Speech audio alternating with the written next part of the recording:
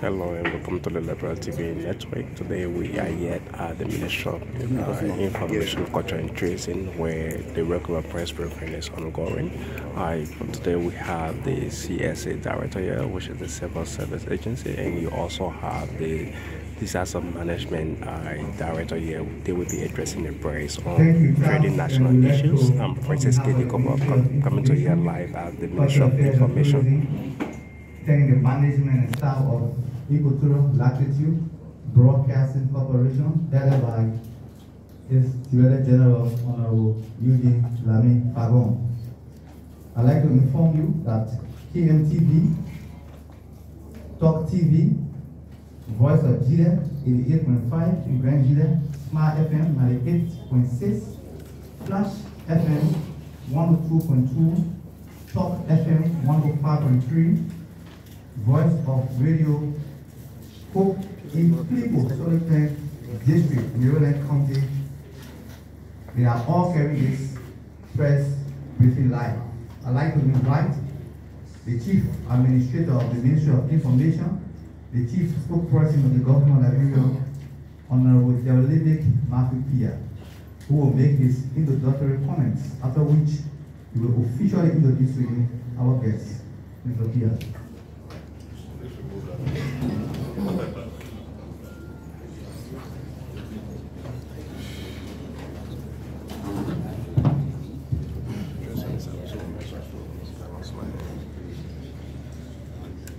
Not sure why there is a fumble there. So this is Honorable Jerolinmek Piah, Minister of Information, Culture and Tourism. For the press conference and not all the other independent media entities. The LBC is a government institution. They're doing what they're supposed to do. These independent people are rendering service to you. So if you want to thank ELBC for always coming, as you do from the beginning, thank them too. Thank you all.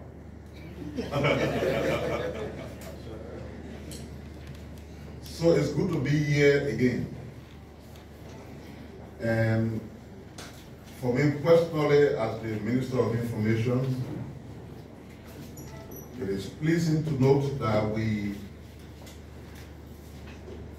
have made this theater, Charles William Hall conference room very active and full of activities.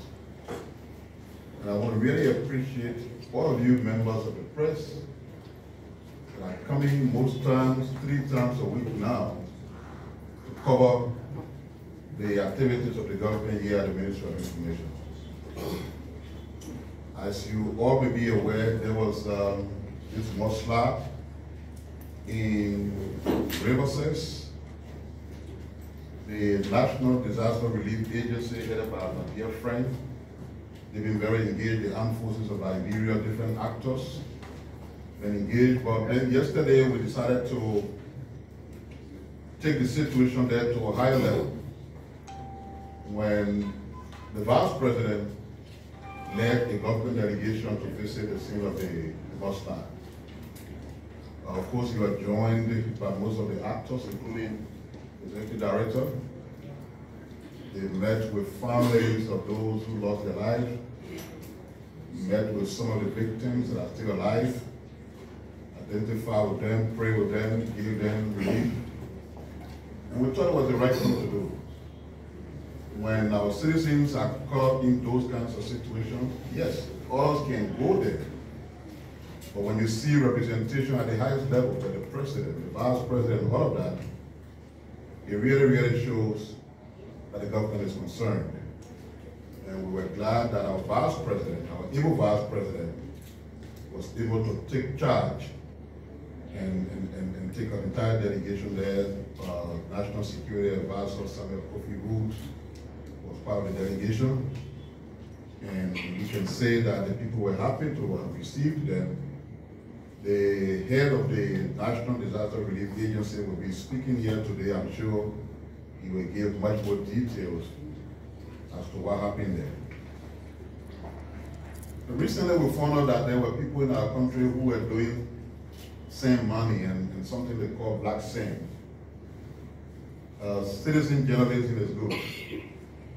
We came across a video showing huge quantity of what they call black sand being prepared for exportation.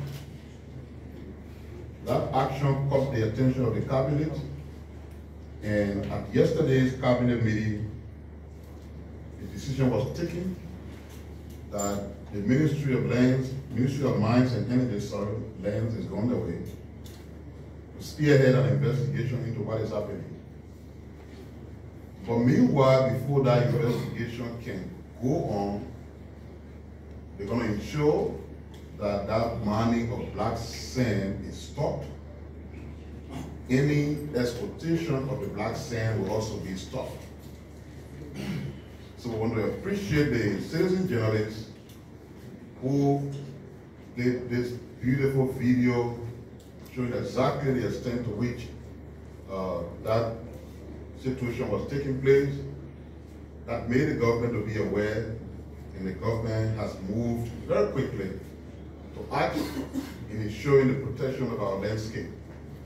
The quantity of sand that we saw, black sand, whatever they call it, that was being dumped around and ready for exportation is alarming. But as soon as the Ministry of Lands, Ministry of Mines and Energy can conclude their investigation, we'll know exactly what the scope of that is. We're also going to be interested in testing what the carrying that they call black sand.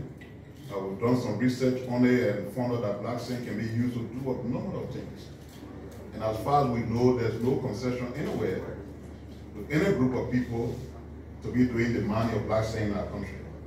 So that appears to be something illicit, but the investigation will determine the full scope of what has happened, and further actions will be taken and announced. Talking about the cabinet, yesterday was the third of the president's cabinet meeting. And basically, you all know we have this 100-day deliverables. We wanted to know where we are. So we were briefed, the cabinet was briefed on where we are with the execution of the 100-day deliverables.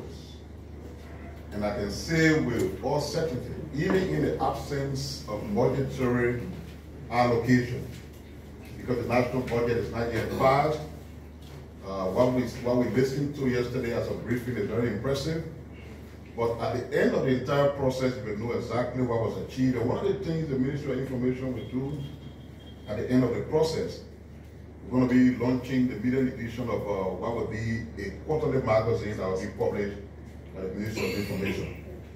And that quarterly magazine, the maiden edition, will come at the end of the period for the 100-day deliverables, and it will catalog everything that was achieved sector by sector, agency by agency, ministry by ministry in that maiden edition of the legal magazine. And thanks to Daniel Sando again, along with Matt Beje, who will be his assistant minister of technical services. They're doing a wonderful job. They're going to be running the New Liberia newspaper, they're running the magazine.